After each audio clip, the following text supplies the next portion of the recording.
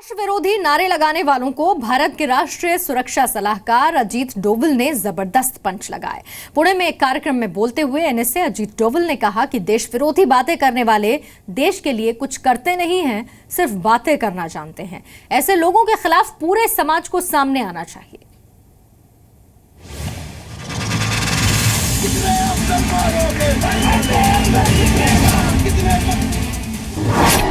JNU के राष्ट्र विरोधी नारों पर एनएसए को ऐतराज।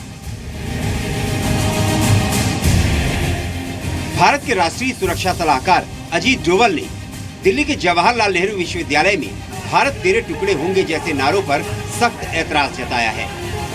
डोवल ने कहा कि इस तरह की घटनाओं और बयानों पर सामाजिक प्रतिक्रिया जरूरी है। उन्होंने कहा कि जब कोई व्यक्ति देश के लिए कुछ नहीं करता और कहता है कि भारत तेरे टुकड़े होंगे इंशाअल्लाह इंशाअल्लाह, ऐसे समय में मूक दर्शक बने रहना देश को बर्बाद करने जैसा है।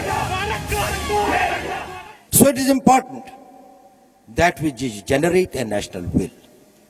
When some people who have made no sacrifices for the country come on the streets or come on at these things and give the slogans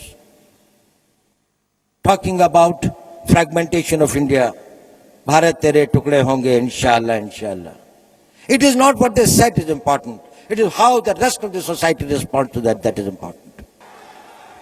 When the rest of the society is a mute spectator to that and considers it as an event, just as a news media item, it is not something that shakes them up. It means that the national will is not up to the point where it has got. पूरा मामला 9 फरवरी की शाम का है और इसी तारीख को संसद पर हमले के दोषी अफजल गुरु को फांसी दिए जाने के 3 वर्ष पूरे हुए थे।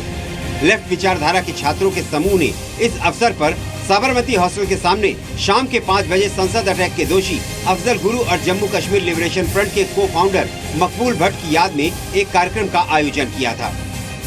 पुणे में आयोजित एक कार्यक्रम में एनएसए डोवल ने कहा कि हमें देश की उपलब्धियों पर गर्व होना चाहिए और अब तो दुनिया ने भी भारत का लोहा मान लिया है।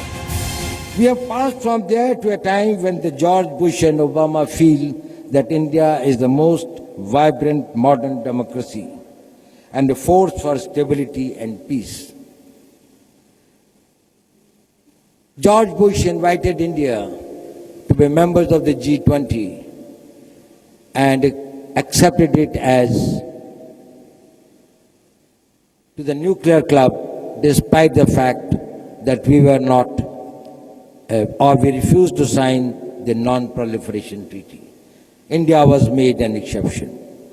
Today, the entire West, the entire world looks at India with great hope. Ajit Doval ने ये भी कहा कि भारत सबसे तेजी से बढ़ती अर्थव्यवस्था है, लिहाजा उपलब्धियों को भी भूलना नहीं चाहिए। Today, as it is in 2016, India is perceived as a major emerging power. It is the fastest growing major economy. आतंकवाद से जंग पर अजीत डोवल ने कहा कि आतंक पर अब हमारा प्रहार पहले से कहीं तेज होगा। If you are in a boxing ring, I cannot assure you that you are not going to some of the punches, but I can assure you that the punches that you will put will be much more powerful.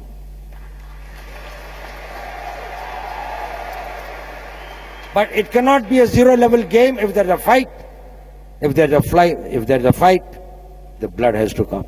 If there's a fight, sacrifices will have to be made.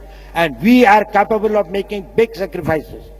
This country has made sacrifices for hundreds of years, but has never lost sight of its national objectives and national aspirations. We will make sacrifices, whatever the cost. देश की उपलब्धियों को गिनाते हुए राष्ट्रीय सुरक्षा सलाहकार अजीत डोवल ने कहा कि भारत आज सिर्फ 125 लोगों का पेट नहीं भर रहा है, बल्कि दुनिया के एक बड़े हिस्से को खाद्य सुरक्षा प्रदान करने की ताकत भी रखता है। ब्यूरो रिपोर्ट, जी मीडिया।